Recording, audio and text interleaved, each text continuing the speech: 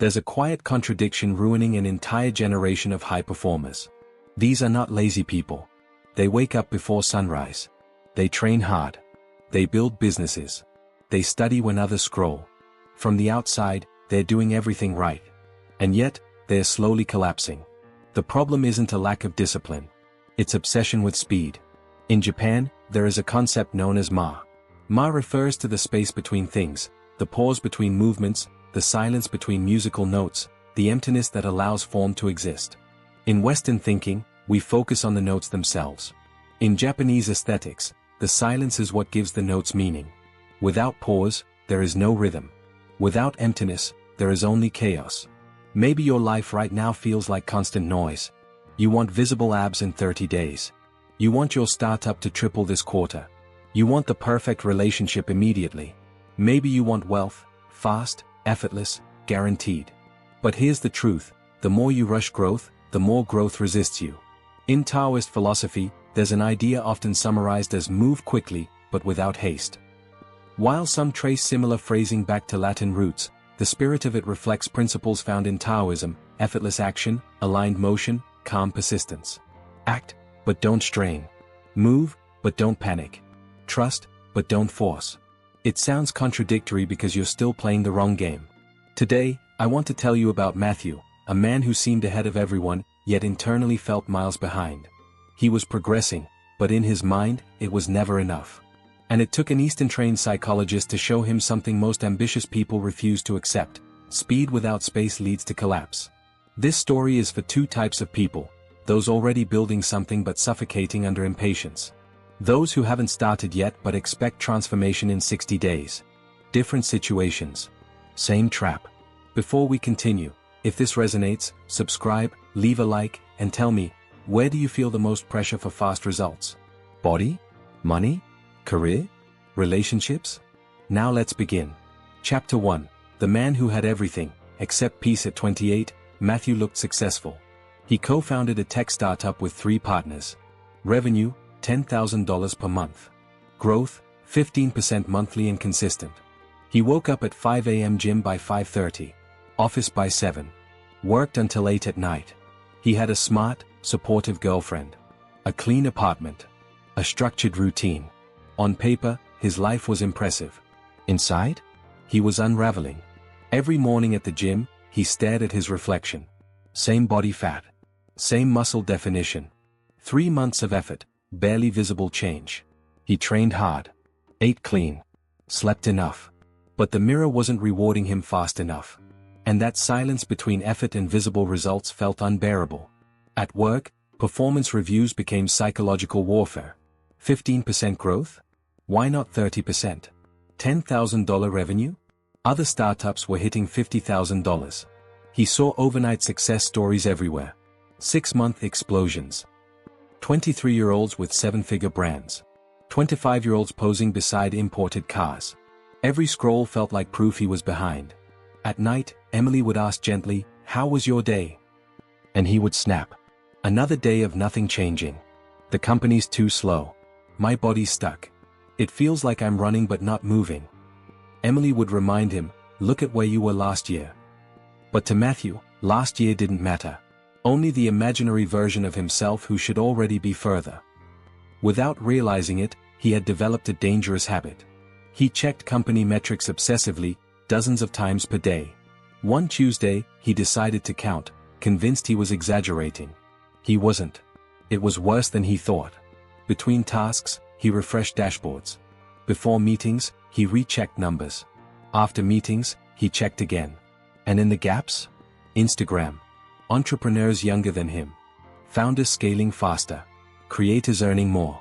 Each post felt like confirmation that he was losing a race no one had officially started.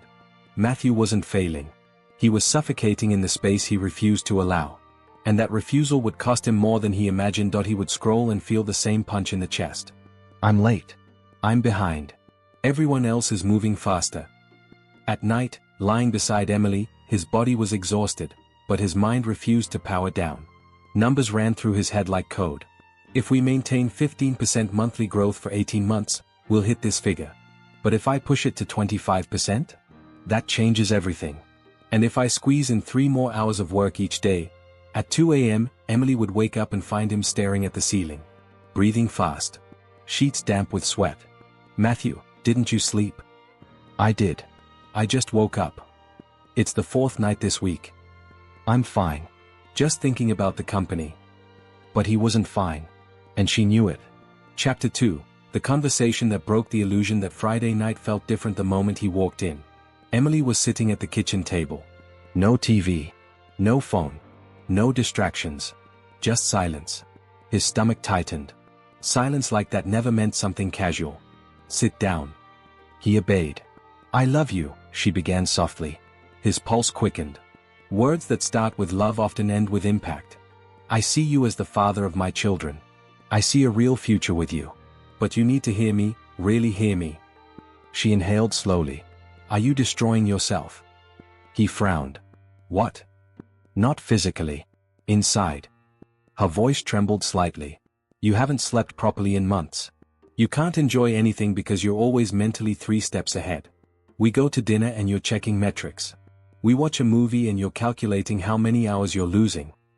You're here, but you're not with me. The truth landed heavy because he couldn't deny it. And the hardest part, she continued, you're actually succeeding. The company is growing. You're in shape. Your life is stable. But you can't see any of it. You only see what hasn't happened yet. She swallowed. And that's what's tearing you apart. Matthew's defense mechanism kicked in. I need this intensity. If I slow down, everything slows down. Emily's hand hit the table, not violently, but firmly enough to shock him. It was the first time he'd ever seen her raise her voice. That's not intensity. That's fear. Silence filled the room. You're not accelerating, Matthew. You're burning out. Your anxiety isn't fuel. It's friction. Her eyes softened. I need you to do something for me. Talk to someone. This isn't weakness. It's maintenance. I want a life with you, but not with a version of you who can't breathe. He looked at her, really looked at her. And what he saw shook him. Fear. Not anger. Not frustration. Fear of losing him to something invisible. That night he didn't sleep again. But for the first time, he wasn't calculating projections. He was confronting a different equation. A man running so fast he was outrunning his own life. Chapter 3, the psychologist who didn't fit the image. Monday. 2 p.m. Matthew sat in a quiet waiting room, tapping his foot unconsciously. Emily had found the therapist. Dr. Kenji Tanaka, a second-generation Japanese-American, trained in clinical psychology, but deeply influenced by Zen practice. When the office door opened, Matthew expected formality. Suit. Clipboard. Professional detachment. Instead, Dr. Tanaka looked relaxed. Early 50s. Subtle gray in his hair. Simple shirt. Jeans. The room didn't display degrees or framed certifications. Instead, there was a small bonsai tree on the table. And on the wall, a hand-painted black circle. The symbol of Enso, though Matthew didn't know that yet. Matthew. Nice to meet you. They sat down. Dr. Tanaka didn't reach for a notebook. He just looked at him. 10 seconds. 20. 30. The silence became almost physical. Matthew shifted in his seat. So. You run. Matthew blinked. Sorry? You run, Dr. Tanaka repeated calmly. Not with your legs. With your mind. Silence. Your body is in this chair. But your thoughts are already in next quarter. Next year. The version of yourself that doesn't exist yet. A chill moved through Matthew. How do you? Emily told me some things, Dr. Tanaka said gently. But I didn't need much. You arrived 10 minutes early.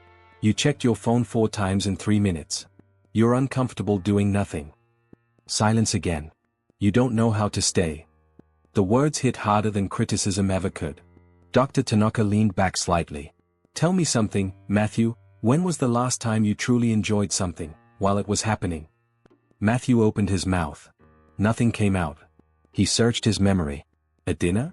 A workout? A win at work? He couldn't find a single moment untouched by calculation. Dr. Tanaka nodded gently. You can't remember, can you? Matthew looked down. In Buddhist psychology, there's a term called sankhara dukkha, suffering created by the restless constructions of the mind. It's the discomfort that arises when the mind refuses to stay still. He paused. You're never where you are. You're always chasing where you are not. Dr. Tanaka stood up and walked to the table. He lifted the small bonsai tree carefully. This tree is 15 years old. Look at it. Matthew leaned forward. It's small. Yes, Dr. Tanaka smiled. And do you know when a bonsai is finished? Matthew shook his head. Never. He set the tree back down. A bonsai is never complete. And that is what makes it beautiful. The one who cultivates it does not rush it. They shape it patiently. They trim it slowly. They appreciate its gradual becoming. He returned to his seat. You believe your suffering comes from not being far enough ahead. But that's not true. He looked directly at Matthew. You are suffering because you cannot experience the process. Your company is expanding, but you feel behind. Your body is strong, but you see flaws. Your relationship is stable, but you're absent. Matthew swallowed. Because I'm not where I want to be yet. Dr. Tanaka tilted his head. And when you arrive? Matthew hesitated. Then I'll relax. I'll enjoy it. Dr. Tanaka shook his head calmly. No. When you arrive, you will invent another destination. The words felt heavy. The issue is not your location. It's that you don't know how to stop running. Silence filled the room again, but this time it felt revealing rather than uncomfortable. The brain on constant alert. Let me explain something biologically, Dr. Tanaka continued. Are you familiar with the amygdala? Matthew shook his head. It's the part of your brain responsible for detecting threats.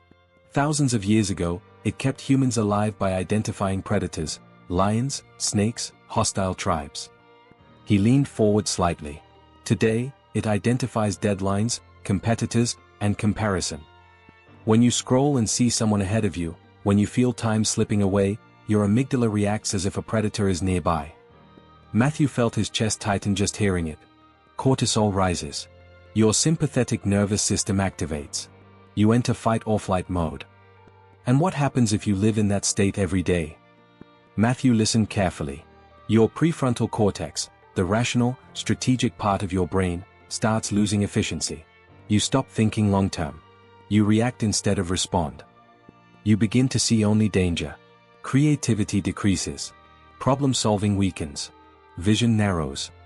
Dr. Tanaka's voice softened. And ironically, the urgency meant to make you faster makes you slower. Matthew leaned back. His haste wasn't driving him forward. It was draining his precision.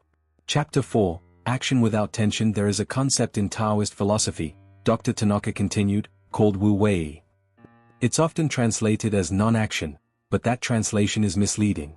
It doesn't mean doing nothing. It means acting without forcing. He stood and walked toward the window. Think about a river. It never stops moving. But have you ever seen a river in a panic? Matthew pictured it. The river flows. It adapts. It curves around obstacles. It takes the path of least resistance. And over time, it carves valleys and splits mountains. He turned back. You believe more force equals more speed. But excessive force creates resistance. It's like squeezing water in your fist. The tighter you grip, the more it escapes. Matthew leaned forward. So what do I do? Lower my ambition? Stop working hard? Dr. Tanaka smiled faintly. No. Stop confusing tension with progress. He opened a drawer and removed 2 glasses and a pitcher of water. He placed the first glass on the table. Slowly, steadily, he poured water. No rush. No shaking. No spill. Within half a minute, the glass was full. He placed the second glass down. This time he tilted the pitcher abruptly. Water rushed out violently. It splashed across the table. Only half the glass filled, the rest spilled uselessly. More force, he said calmly. More speed. More anxiety. He gestured to the mess. Less result. Matthew understood instantly. Your company is the glass. Your body is the glass. Your relationship is the glass. You are pouring so aggressively that half your effort is wasted. You work 14 hours, but only 6 are effective. You train intensely, but your body can't recover properly. You sit with Emily, but mentally you're in next quarter's projections. Dr. Tanaka wiped the spilled water slowly. Wu Wei is not about reducing action. He looked up. It is about removing unnecessary friction from action. And for the first time, Matthew began to realize, the problem wasn't effort. It was the violence with which he was applying it. It's not about doing less, Dr. Tanaka said calmly. It's about stopping the force. Flow instead of friction. Alignment instead of struggle. Matthew sat still. For the first time in months, he wasn't calculating anything. He was listening. Chapter 5, Ma, the strength of empty space. Dr. Tanaka pointed toward the painting on the wall, the black brushstroke circle. Do you know what that is? A circle? Matthew guessed. It's an enso, he replied. A Zen circle painted in one uninterrupted stroke. Matthew looked closer. The line wasn't perfectly even. Some parts were thicker, some thinner. And there was a small opening, it wasn't completely closed. Why do you think it's open? Dr. Tanaka asked. Matthew shook his head. Because perfection in Zen is not flawlessness. It's acceptance. The opening represents possibility, movement, the beauty of incompleteness. He paused. In Japan, we have a concept called Ma. It means interval, the space between things. The silence between musical notes. The pause between breaths. The gap between words. He picked up his phone and played a classical piano piece. Listen carefully. The melody moved gently, notes rising and falling. What makes this beautiful? He asked. The notes. Matthew replied. Dr. Tanaka shook his head. The silence between them. He played another version, the same notes, but accelerated, compressed, stripped of pauses. It sounded chaotic. Breathless. The notes didn't change, he said softly. Only the absence of space. He let the silence settle. Without Ma, there is no music. Only noise. Matthew felt something shift inside him. Your life has no space, Dr. Tanaka continued. You have filled every second with productivity, metrics, targets, comparison. There is no pause. No reflection. No digestion. You are constantly producing sound. And that is why, even while succeeding, you feel stuck. Chapter 6, The 3 Laws of Active Patience. Dr. Tanaka grabbed a blank sheet of paper and drew 3 circles. I'm going to give you 3 principles, he said. If you practice them, everything changes. Not because you'll work less, but because you'll stop fighting reality. 1. Shoshin, the beginner's mind. Have you heard of Shoshin? Matthew shook his head. It means beginner's mind. It's the mindset of staying curious and open, even after years of experience. You want mastery immediately, Dr. Tanaka said. You want to dominate business in 6 months. Perfect your physique in 3. Be the ideal partner overnight. He smiled gently. A true martial artist trains for 40 years and still considers himself a student. Why? Because growth never ends. When you embrace Shoshin, you stop obsessing over being ahead. You focus on learning. And when learning becomes the goal, comparison loses power. Matthew wrote, Shoshin, stay curious. Stop racing. Keep learning. 2. Kaizen, small improvements, compounded. The second principle, Dr. Tanaka continued, is Kaizen. Continuous improvement through small, almost invisible steps.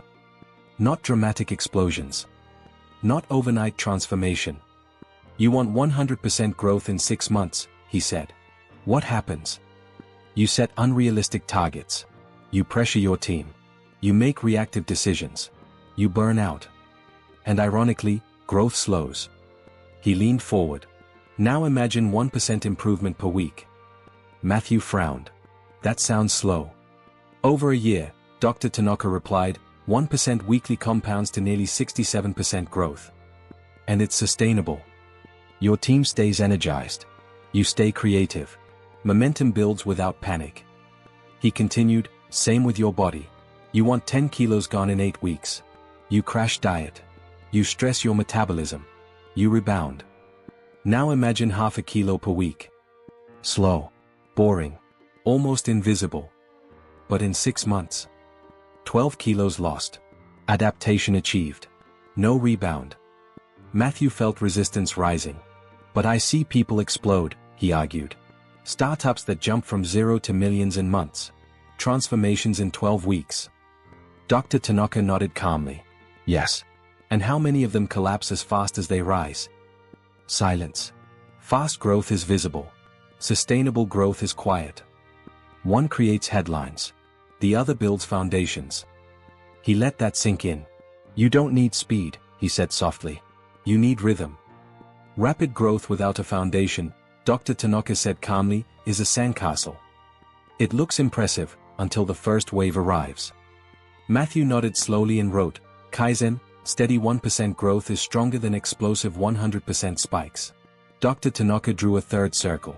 3. Ku no Kai, peace within the void. The last principle, he said, is the hardest. He wrote slowly.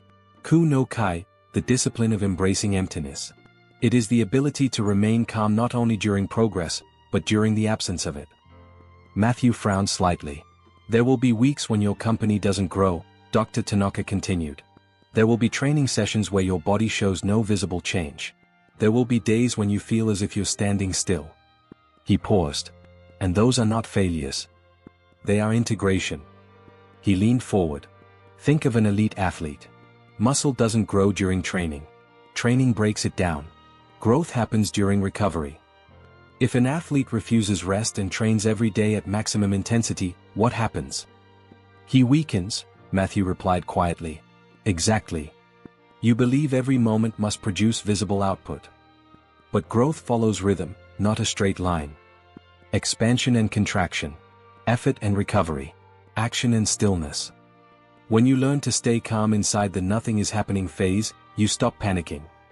And ironically, those quiet periods are when your subconscious organizes, integrates, and prepares for your next leap.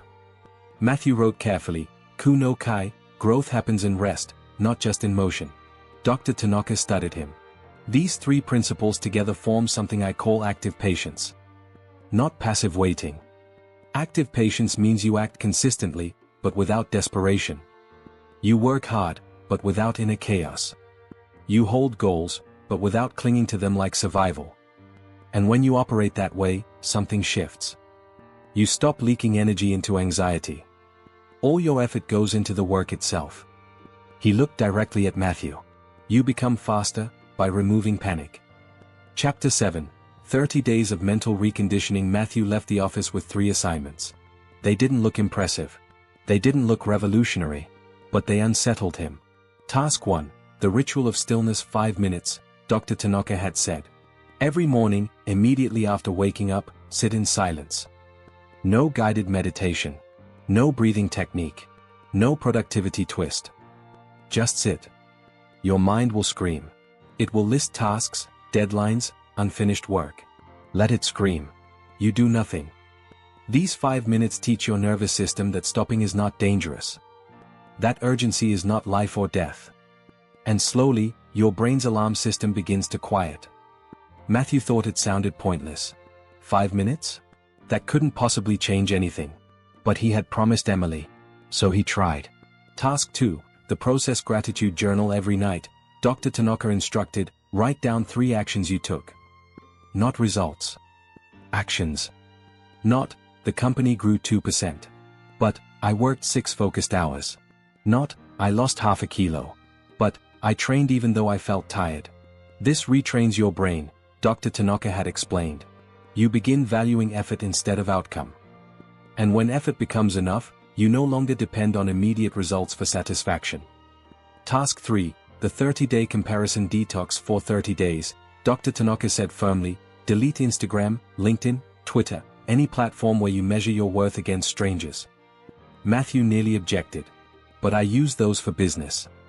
Dr. Tanaka looked at him calmly. No. You use them to punish yourself. For 30 days, you will measure progress by your own metrics. No external timelines. No comparison. Matthew left the office skeptical. 5 minutes of sitting. A small journal. Deleting social media. It felt almost childish. But Emily had asked him to try. So he did. Day 3, resistance. The silence was unbearable. After 30 seconds of sitting still, his thoughts attacked him. This is stupid. You're wasting time. You could answer emails right now. He endured the 5 minutes, but every second felt like friction. The journal felt equally hollow. I worked 6 focused hours. So what? He thought. The company didn't grow today. He felt foolish writing it. Nothing looked dramatic. Nothing felt transformational. And part of him wanted to quit. But something else, a quieter part, noticed something subtle. For 5 minutes each morning, the world did not collapse. And that realization disturbed him more than the silence itself. I went to the gym, Matthew wrote one night. My body didn't change. It felt pointless. But he kept going, not because he felt motivated, but because he had given his word. And for the first time, keeping his word mattered more than chasing results. Day 7, the first crack in the pattern. On the 7th morning, he sat in silence again. His thoughts attacked as usual. You're wasting time. Check your email. You're falling behind. But something subtle happened. For about 10 seconds, he noticed the voice. He wasn't inside it. He was watching it. It was brief, almost fragile. But it was different. That night, he reread his journal entries from the week. I worked with full focus. I trained even when I didn't feel like it. I had dinner with Emily without touching my phone. Individually, they seemed small. Together, they formed a pattern. He was showing up. There were no dramatic breakthroughs. No explosive metrics. No visible transformation. But he was consistent. And for the first time in months, he felt something unexpected. Not excitement. Not relief. Pride. Not pride in outcomes, but in alignment. Day 14, clarity under pressure. 2 weeks in, Matthew sat in a strategy meeting with his partners. Daniel looked stressed. We're growing too slowly, Daniel said. Our competitor hit $50,000 in revenue. We're stuck at $10,000. We need something aggressive. Ads. A big pivot. Something drastic. 2 weeks earlier, Matthew would have spiraled. But this time, he paused. Did we grow 15% last month? He asked calmly. Yes. Did we improve the product? Yes. Are customers satisfied? Yes, but our competitor is burning through $500,000 in ads, Matthew continued. Their acquisition cost is unsustainable. If they don't hit massive numbers fast, they collapse. Silence filled the room. We're not behind, Matthew said. We're building something stable. He looked at Daniel. I almost pushed us into bad decisions because I was obsessed with speed. I confused urgency with intelligence. We're not late. We're steady. And as he said it, something surprised him. He meant it. It wasn't forced optimism. It was grounded conviction. Day 21, a different relationship with the body. 3 weeks in, Matthew stepped on the scale. 2 kilos lost. A month ago, he would have been furious. Only 2? Now he saw it differently. 2 kilos. No crash diet. No obsession. No punishment. And more importantly, he was enjoying training. Not because he was chasing a future physique. But because he liked the act itself. The rhythm of movement. The focus. The sweat. For the first time, he wasn't exercising for a future version of himself. He was training for the present moment. And that changed everything. Maybe you recognize this pattern in yourself. Waiting to feel good only after the result. Waiting to relax only after success. Waiting to be happy only after arrival. But consistency doesn't come from obsession. It comes from learning to enjoy the process itself. Day 30, presence. 30 days after his first session, Matthew lay on the couch with Emily watching a ridiculous comedy. And he was laughing. Fully. No checking notifications. No mental calculations. No tension in his chest. Emily glanced at him. You're different. How? You're here. She smiled softly. You're not half in the future. You're with me. Matthew realized she was right. For the first time in months, he was experiencing something without mentally moneizing it. I think I get it now, he said quietly. Get what? Life isn't a race. He paused. It's more like a river. Emily rested her head on his shoulder. I knew you'd figure it out. The neuroscience of patience. At the next session, Dr. Tanaka noticed immediately. You seem lighter, he said. Your shoulders aren't tense. Your jaw isn't tight. Your breathing is slower. He smiled slightly. You physically occupy less defensive space. Matthew laughed. Dr. Tanaka drew a simple sketch of a brain. When you live in constant urgency, he explained, your body produces cortisol and adrenaline continuously. You operate in survival mode. In that state, your brain prioritizes threat detection over creativity. Your prefrontal cortex, responsible for strategy and long-term thinking, becomes less efficient. But over the past month, he continued, you introduced space. 5 minutes of stillness. Process-based gratitude. No constant comparison. These practices signal safety to your nervous system. Your amygdala quiets down. Cortisol levels begin to stabilize. And when that happens, he tapped the drawing. Your higher cognitive functions come back online. You think clearer. You decide better. You create more effectively. Matthew nodded slowly. So slowing down didn't reduce performance, he said. It restored it. Dr. Tanaka smiled. Exactly. You didn't become less ambitious. You became less frantic. And that, he said gently, is what sustainable success actually feels like. These stress hormones, Dr. Tanaka continued, are essential in real emergencies. If you're being chased, they save your life. But when they're constantly activated, they become destructive. He pointed to the sketch of the brain. Chronic cortisol exposure can shrink the hippocampus, the region responsible for memory and learning. At the same time, your amygdala, your threat detector, becomes hypersensitive. You begin to interpret everything as danger. Slow growth? Threat. No visible body change? Threat. A competitor scaling faster? Threat. And the most dangerous consequence, he added, is that your prefrontal cortex, the rational, strategic part of your brain, reduces activity. He looked directly at Matthew. In simple terms, prolonged anxiety makes you less intelligent in decision-making. Matthew absorbed the statement quietly. But over the last 30 days, Dr. Tanaka said, you did something extraordinary. You trained your brain to understand that calm is safe. Those 5 minutes of silence each morning activated your parasympathetic nervous system, the rest and digest mode. Each day you signal to your body, there is no emergency. The gratitude journal shifted your reward system. Previously, you only felt satisfaction from outcomes. Now, you feel satisfaction from action. That releases dopamine in the present moment. You rewired your brain to value process instead of result. And removing social media comparisons removed constant cortisol triggers. Without those repeated alarms, your amygdala settled. He tapped the paper lightly. Your hippocampus began recovering. Your prefrontal cortex re-engaged. Your stress baseline decreased. He smiled. You are not imagining it. You are operating with a different neurological pattern. Matthew looked at his hands. He did feel different. Lighter. Clearer. And here's the paradox, Dr. Tanaka added.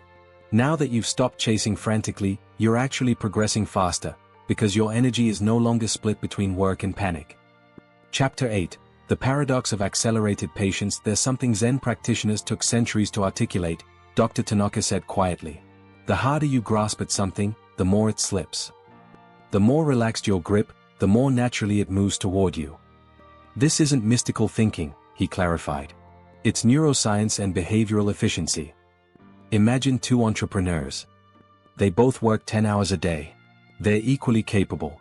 They're building similar businesses. Entrepreneur A checks metrics hourly, compares constantly, panics when growth dips. Out of 10 hours, 4 are productive. 6 are spent worrying. Entrepreneur B works with focus, reviews progress weekly, doesn't obsess over competitors. All 10 hours are directed toward meaningful execution. Who arrives first? The answer was obvious. But it goes deeper, Dr. Tanaka continued. Entrepreneur A, under stress, makes reactive decisions. Copies competitors blindly. Overspends on ads out of fear. Hires impulsively.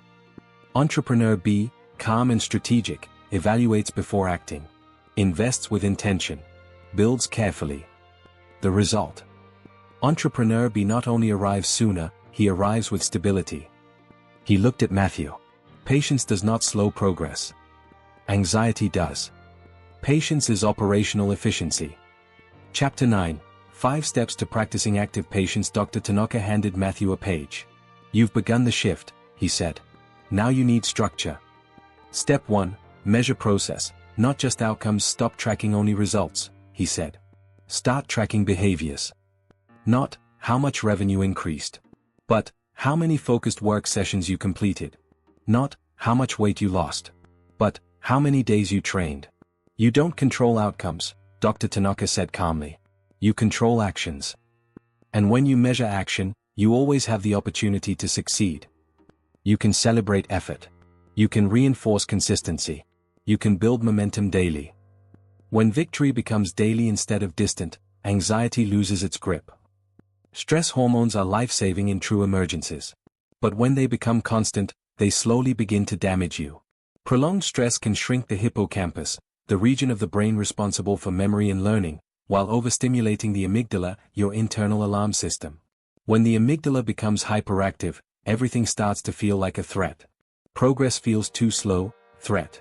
Your body not transforming fast enough, threat. A competitor gaining traction, threat. And here's the dangerous part. The prefrontal cortex, the rational, strategic decision maker, begins to shut down under chronic anxiety. When you're constantly stressed, your ability to think clearly weakens. In a very real sense, anxiety reduces intelligence in the moment. Matthew, listen carefully. Over the last 30 days, you've done something quietly revolutionary. You've taught your brain that calm is not dangerous. That productivity doesn't require panic.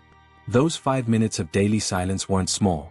They were training your parasympathetic nervous system, the rest and restore system. Each day you were signaling to your body, there is no emergency. Your gratitude journaling rewired something else. Before, you only allowed yourself to feel good after results. Now, you feel satisfaction from action itself. That shift releases dopamine in the present moment, not just at the finish line. You trained your brain to crave progress, not applause. And when you stepped away from constant social comparison, you removed one of the biggest cortisol triggers. Each time you saw someone ahead, your brain interpreted it as danger. Without those constant comparisons, your amygdala gradually calmed. The result? Your hippocampus began recovering. Your fear response softened. Your prefrontal cortex came fully back online. You're not imagining it. You're operating with a different brain now.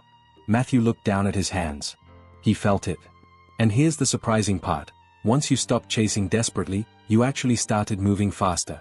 Because now, your energy goes into meaningful work, not into managing anxiety.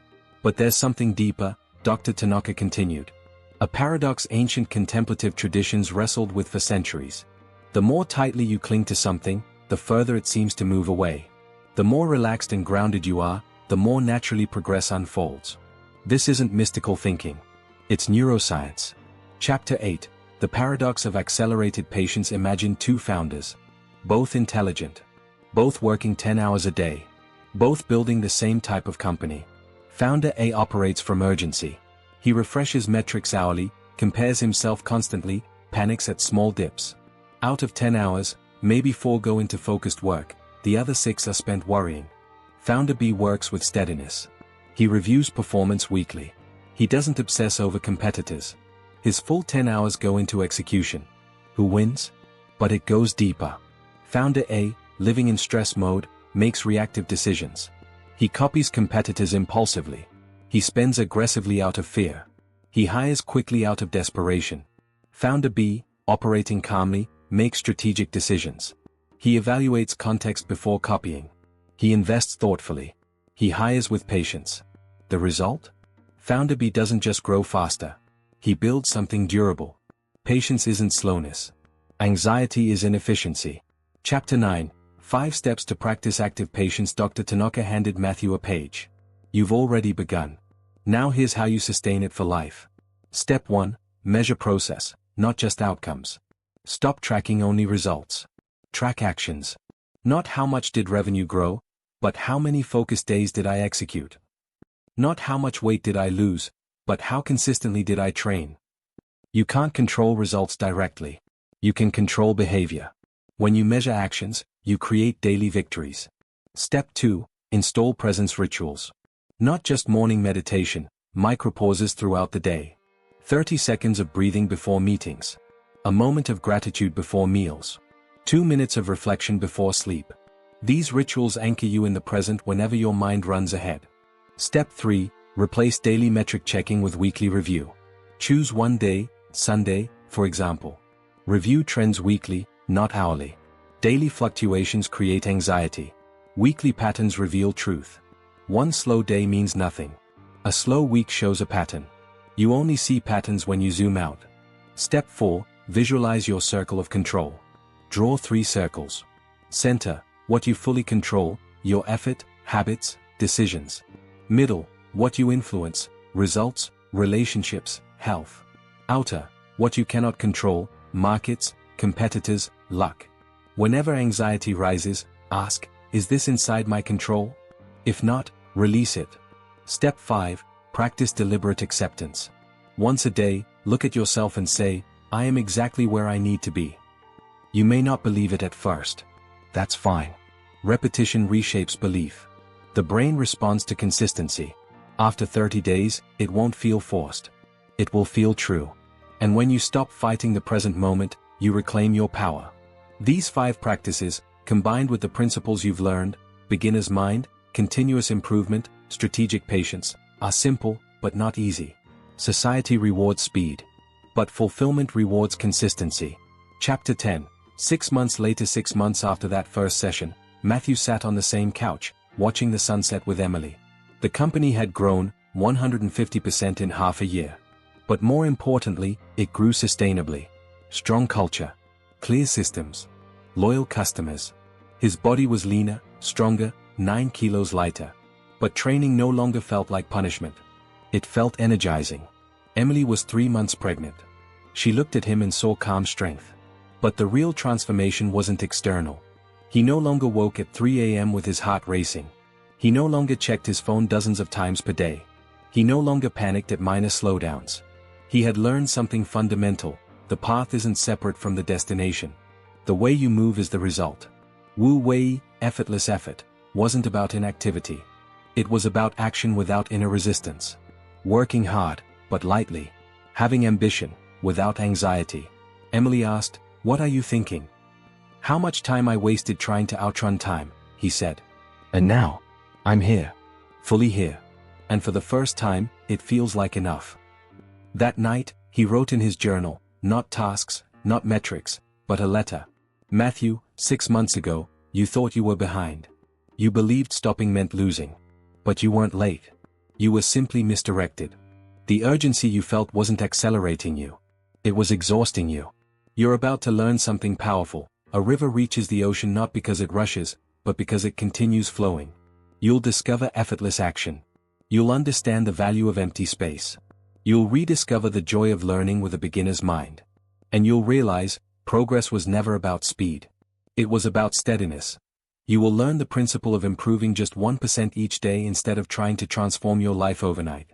Small, steady progress will replace dramatic bursts of effort.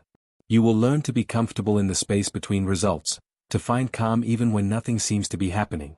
And when you understand these lessons, you won't look back feeling proud only of the milestones you reached. You'll feel grateful that you finally learned how to live while pursuing them. His impatience was quietly dismantling his life. His patience began constructing it. There is a subtle boundary between healthy ambition and destructive anxiety. Ambition pushes you forward. Anxiety pulls you backward. Ambition fuels focused effort. Anxiety creates frantic movement. Ambition energizes. Anxiety exhausts. The difference isn't in the actions themselves. It's in the emotional state behind them. Matthew realized he didn't have to sacrifice inner peace for outer success. He could build both, but only after he stopped chasing success as if it were escaping him. When he slowed his internal pace, results accelerated. His body improved when he stopped forcing it. His company expanded when he stopped gripping every outcome. Not because he worked less, but because he stopped burning energy on fear. Haste isn't speed. Haste is fear dressed up as productivity. When you replace haste with deliberate patience, when you work intensely but without desperation, set goals without clinging to them, strive without anxiety, something remarkable happens. You move faster by easing tension. You go further by conserving energy. You accomplish more by obsessing less. That is the paradox of patience. And it may be the most sustainable path to growth. So the real question is this: are you willing to slow your internal rush in order to truly accelerate? Life is not a 100-meter dash. It's a marathon. And marathon runners don't sprint recklessly, they find a rhythm they can sustain. You can keep pushing at maximum intensity and burn out halfway. Or you can settle into your pace and actually finish strong. A river does not rush. Yet it always reaches the ocean. If this message resonated with you, reflect for a moment. Where in your life do you most need to ease the pressure? Your work? Your body? Your relationships? Your finances? Your urgency may be draining you. Your patience may rebuild you. If you've stayed until this final moment, thank you. You're not here for shallow growth, you're here for real, lasting transformation. Until next time, move forward, but do it with steadiness.